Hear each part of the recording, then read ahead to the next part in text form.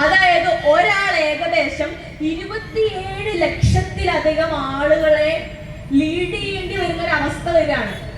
അങ്ങനെ വരുമ്പോൾ സ്വാഭാവികമായിട്ടും നമ്മുടെ നാട്ടിലെ സാധാരണക്കാരായിട്ടുള്ള ജനങ്ങളുടെ പ്രശ്നങ്ങൾ കേട്ട് മനസ്സിലാക്കാനും അവരിലേക്ക് അടിത്തട്ടിൽ ഇറങ്ങിച്ചെല്ലാനും ഓരോ പൗരന്റെയും പ്രശ്നങ്ങളെ മനസ്സിലാക്കി ആ പ്രശ്നങ്ങൾക്ക് പരിഹാരം ഉണ്ടാക്കി കൊടുക്കാനും ജനപ്രതിനിധികൾക്ക് സാധിക്കാതെ പോകുന്ന ഒരു വലിയ സാഹചര്യത്തിലേക്ക് ഭാരതം നീങ്ങുന്നു എന്ന് മനസ്സിലാക്കിയതുകൊണ്ടാണ് ഡീലിമിറ്റേഷൻ കൊണ്ടുവരണമെന്ന് ആവശ്യപ്പെട്ടത്. ശേഷം സെൻസസിന്റെ അടിസ്ഥാനത്തില് ഭാരതത്തിലെ ലോക്സഭാ സീറ്റുകൾ, നിയമസഭാ സീറ്റുകൾ റീഅറേഞ്ച് ചെയ്തേ പറ്റുള്ളൂ. അത് നമ്മുടെ രാജ്യത്ത് നിലനിൽക്കുന്ന നിയമമാണ്. കഴിഞ്ഞ ദിവസം നമുക്കറിയാം, ഇപ്പൊ കുറച്ച് നാളുകളായിട്ട് CPM-ന്റെ ചില സോഷ്യൽ മീഡിയ ഹാൻഡിലുകളിൽ നിന്ന് പലതരത്തിലുള്ള കുപ്രചരണങ്ങൾ നമ്മുടെ നാട്ടിൽ നിരന്തരമായിട്ട് പ്രചരിക്കുന്നുണ്ട്.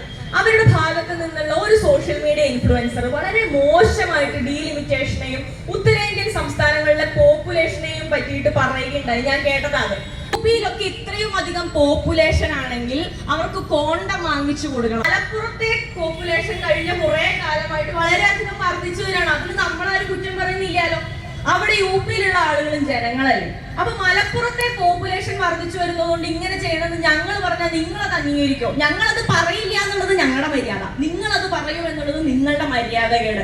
അപ്പൊ യുപിയിലെ ജനങ്ങൾ അല്ലെങ്കിൽ നോർത്ത് ഇന്ത്യയിലെ ജനങ്ങൾ അവരും ഭാരതത്തിലെ ജനങ്ങളാണ്. നമുക്കറിയാം, കഴിഞ്ഞ കാലം അത്രയും നോർത്ത് ഇന്ത്യയിലെയും സൗത്ത് ഇന്ത്യയിലും ജനങ്ങളെ പല പല കാരണങ്ങൾ പറഞ്ഞുകൊണ്ട് വിഘടിപ്പിച്ച് ഭരിക്കാൻ ഇവർ കുറെ നാളായിട്ട് ശ്രമിക്കുകയാണ്. ബ്രിട്ടീഷുകാർ ഇവിടെ കൊണ്ടുവന്നിരുന്ന അതേ പദ്ധതിയാണ് ഇവർ ഫോളോ ചെയ്യാൻ ശ്രമിക്കുന്നത്. അതായത് ഡിവൈഡ് ആൻഡ് റൂൾ. നമ്മുടെ ഭാരതത്തിലെ ഭാരതമാതാവിന്റെ മക്കളായിട്ടുള്ള ഈ പറയുന്ന വടക്കേ ഇന്ത്യക്കാരെയും അതുപോലെ സൗത്ത് ഇന്ത്യക്കാരെയും ഒക്കെ പലതരത്തിൽ പല കാര്യങ്ങൾ പറഞ്ഞു വർണ്ണത്തിന്റെയും വർഗത്തിന്റെയും ഒക്കെ അടിസ്ഥാനത്തിൽ വിഭജിച്ച് നിർത്തിയിട്ട് ഭരിക്കാനാണ് ഇവർ കഴിഞ്ഞ കുറെ കാലങ്ങളായിട്ട് ശ്രമിക്കുന്നത്. നമ്മുടെ നാട്ടിലെ ജനങ്ങൾ അത് മനസ്സിലാക്കുന്നില്ല എന്നേ ഉള്ളൂ. എന്തുകൊണ്ടാണ് നമ്മുടെ നാട്ടിലെ ജനങ്ങൾക്ക് അവര് സൗത്ത് ഇന്ത്യക്കാരാണ്, നമ്മൾ നോർത്ത് ഇന്ത്യക്കാരാണ്, അല്ലെങ്കിൽ അവര് നോർത്ത് ഇന്ത്യക്കാരാണ്, നമ്മൾ സൗത്ത് ഇന്ത്യക്കാരാണ് എന്ന തരത്തിലുള്ള ഒരു വിവേചന ബുദ്ധി അല്ലെങ്കിൽ രണ്ടിനെയും വേർതിരിച്ച് കാണാനുള്ള ബുദ്ധി ഇന്ന് നമ്മുടെ കേരളത്തിലെ പല ആളുകൾക്കും വരുന്നത് ഇത്തരത്തിലുള്ള ഒരു വിഷകരമായിട്ടുള്ള ചിന്ത നമ്മുടെ ആളുകളിലേക്ക് ഇൻജെക്ട് ചെയ്ത് കൊടുത്താണ്. അവരും ഭാരതമാതാവിന്റെ മക്കളാണ്, നമ്മളും ഭാരതമാതാവിന്റെ മക്കളാണ്. അവർക്ക് അവിടെ പോപ്പുലേഷൻ കൂടുന്നുണ്ട് എന്ന് പറയുന്നത് നമ്മളെ സംബന്ധിച്ച് നമ്മൾ ബോധേടാവേണ്ട കാര്യമല്ല.